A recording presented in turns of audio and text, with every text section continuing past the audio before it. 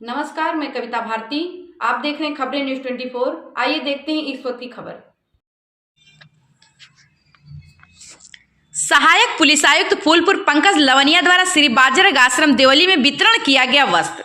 प्रयागराज थाना फूलपुर के देवली गांव में प्राचीन काल से श्री बाजरग आश्रम में बच्चों को शिक्षा प्रदान की जा रही है, जिससे कुछ अराजक तत्वों द्वारा दिन रात ईंट पत्थर आश्रम में फेंकते हैं, जिसका विरोध करने पर आश्रम के आचार्यों को भगाने व जान से मारने की धमकी भी मिलती है, जिसकी सूचना कई बार थाने में दी जाती है और थाने से पुलिस भी मौके पर पहुंचकर मुआयना करती है और आश्वासन देकर पुलिस चली जाती है।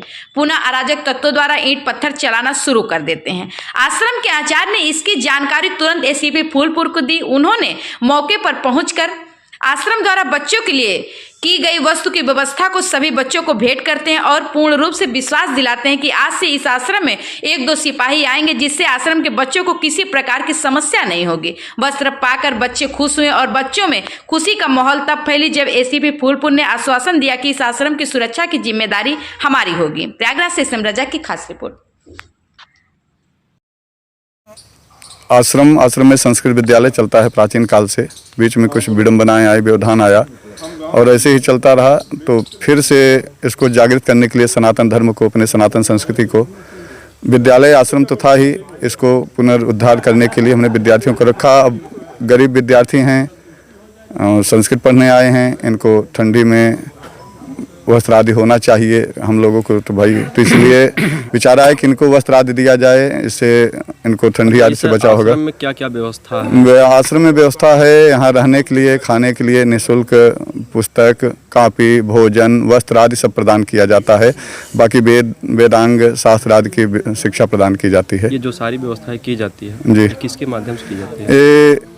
बस ऐसे ही आप जैसे बच्चन भैया जी हैं और ऐसे ही तमाम क्षेत्र के दानदाताओं द्वारा उनकी के सहयोग से यह चलता रहता है। अच्छा, एक चीज़ और यहाँ जानकारी मिली है आने पे जी, यहाँ कुछ अराजक तत्वों द्वारा जो है रात में कुछ अड्डा चलाया जाता है। जी जी, ईंट पत्थर कभी कभी दिन में भी, शाम को भी ऐसे ही, कभी इधर से आएगा, कभी उधर से आएगा, कभी इधर से कुछ शराबी लोग, कुछ उपद्रवी लोग आकर के अराजक तत्व लोग यहाँ उपद्रव करते हैं, गाली गलौज बकते हैं और शराब की बोतलें फेंक देते हैं और आधा ईंटा चलता है। बीच में हम पूर्व में पिछले वर्ष भी हमने जाकर के ऐसो फूलपुर को प्रार्थना पत्र दिया था, तो कुछ पुलिस आए थे, देखता किए थे, लेकिन बीच बीच में ऐसा होता रहता है।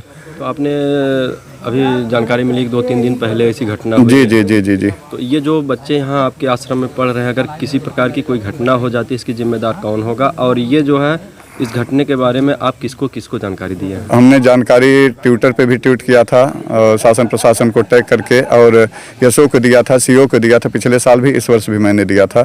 और अब जिम्मेदारी तो सब आश्रम की व्यवस्था पर ही आए हैं, आश्रम के नाम पर आए हैं, तो जिम्मेदारी तो उन्हीं की होती है। तो अभी तक प्रशासन के द्वारा क्या कार्रवाई की गई है? प्रशासन के द्वारा कार्रवाई है कि यशो फूलपुर आकर के 1-2 बार आए और वो किए, बस, इसके अलावा और कुछ नहीं।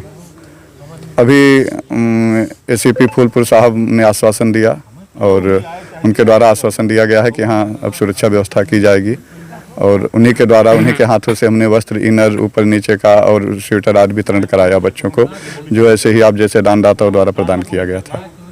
आपका नाम? आचार्य धीरज द्विवेदी, आगे।